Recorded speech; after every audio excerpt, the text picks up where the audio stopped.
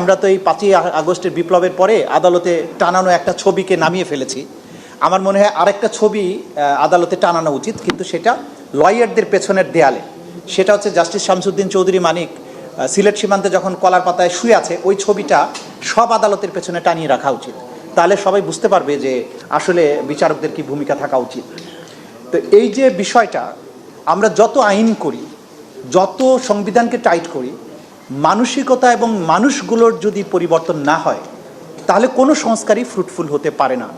আমরা justice Latifur Rahman, justice ATM Afzal, justice Mustafa কামালদেরকে জাজ দেখেছি, তাদের দেখলে যেমন আমাদের আস্থা বেড়ে যেত, ঠিক একই জায়গায় যখন আমি শামসুদ্দিন চৌধুরী মানিক অথবা এসকে সিনহার মতো লোকদেরকে দেখি, তখন আমার মধ্যে নানান শঙ্কা ভর করে।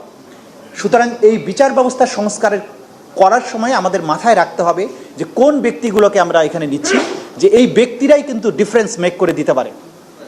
সুতরাং আইন বা সংবিধান দিয়ে সব কিছু বেঁধে রাখা যাবে না। ব্যক্তি সিলেকশনের ব্যাপারে আমাদের মারাত্মকভাবে সচেতন হতে হবে। এবং সবচেয়ে বড় কথা হচ্ছে, রাজনৈতিক যে প্রক্রিয়া, ঘুরে ফিরে কিন্তু রাজনীতি এখানে ঘুরে ফিরে আসবে।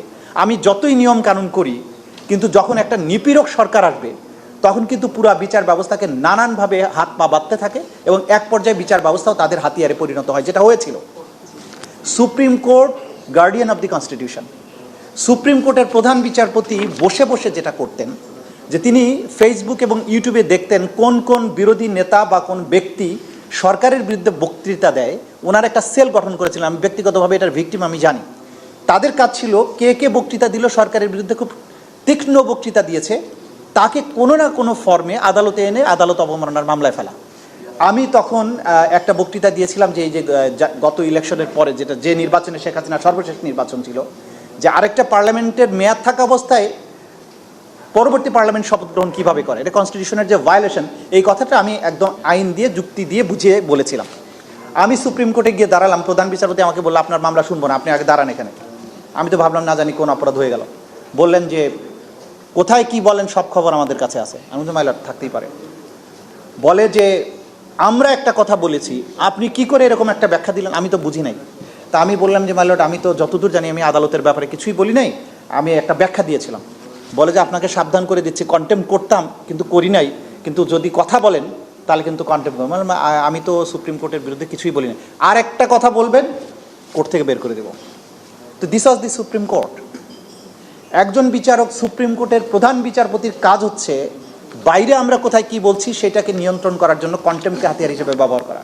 অন্যদিকে কত হাজার কন্টেম্প পিটিশন পেন্ডিং আছে আমি পরিসংখ্যান নাই, কিন্তু এই গত 10 বছরে যত কন্টেম্প পিটিশন হয়েছে, কোনো একটা কন্টেম্প পিটিশনের কোনো শুনানি করা যায় না। কোনো কোর্ট বলে যে আমরা আদালত অবমাননা, সরকারের কোনো এজেন্সি আদালতের আদেশ ভায়োলেশন করেছে, এটা আমরা শুনতে পারবো না।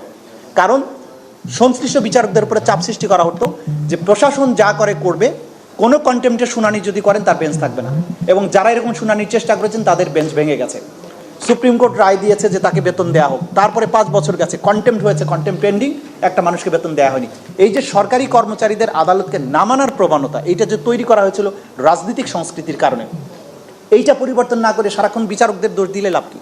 এই যে প্রশাসন যন্ত্র, তারা ডেলিবারেটলি সরকারের সুপ্রিম কোর্টের আদেশগুলো অমান্য করতো। এই জায়গাতেও সংস্কার আনতে হবে।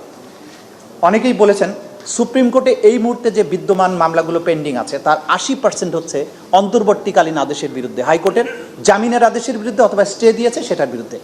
এবং লিস্টগুলো ফলো করে দেখবেন যে বছরের পর বছর এই অন্তর্বর্তীকালীন আদেশগুলো পেন্ডিং থাকছে। জামিনের মতো বিষয়গুলোর নিষ্পত্তি সর্বোচ্চ সেশন কোর্টের হাতে থাকা উচিত, এর উপরে আসাই উচিত নয়।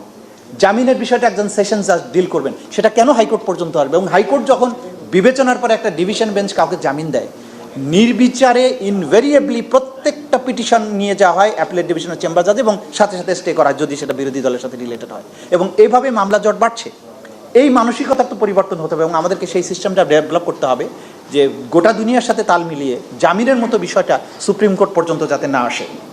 আমি একদিন ওই অ্যানেক্স বিল্ডিংয়ের 3 তলায় 4 তলায় গিয়েছি, যেয়ে দেখি যে বাথরুমের সামনে যাওয়া যায়, মানে বাথরুমে যাওয়া দরকার কিন্তু বাথরুমের সামনে বিশাল স্তূপ ফাইলের। আমি জিজ্ঞাসা করলাম কি, বলে যে সেকশনের ভিতরে ফাইল রাখার জায়গা নেই। কারণ এত মামলা ফাইল হচ্ছে যে ফাইল রাখবে কোথায়? যে একটা জুডিশিয়াল সিস্টেমে এইরকম যে ফাইল, এবং এরপরে যে আইন করা হয়েছে যে একটা পিটিশনে 16 কপি করে রিকুইজিট জমা দিতে হয়, তো দুনিয়াতে এরকম সম্ভব যে একটা যে কোনো একটা হাইকোর্টের বেঞ্চের মধ্যে যদি ঢুকি যে এই বিশাল স্তূপ এইটাকে ডিজিটাইজেশন কোনোভাবে করা যায় কিনা, অথবা মামলার সংখ্যায় অল্টারনেটিভ ডিসপিউট রেজুলেশনের কথা বলে এইটাকে না কমালে বিদ্যমান এই মুহূর্তে সুপ্রিম কোর্টে যতগুলো মামলা পেন্ডিং আছে, যদি আজকের থেকে নতুন মামলা ফাইলিং বন্ধ করা হয়, এই বিদ্যমান মামলা শেষ হতে অন্তত 30 বছর সময় লাগবে।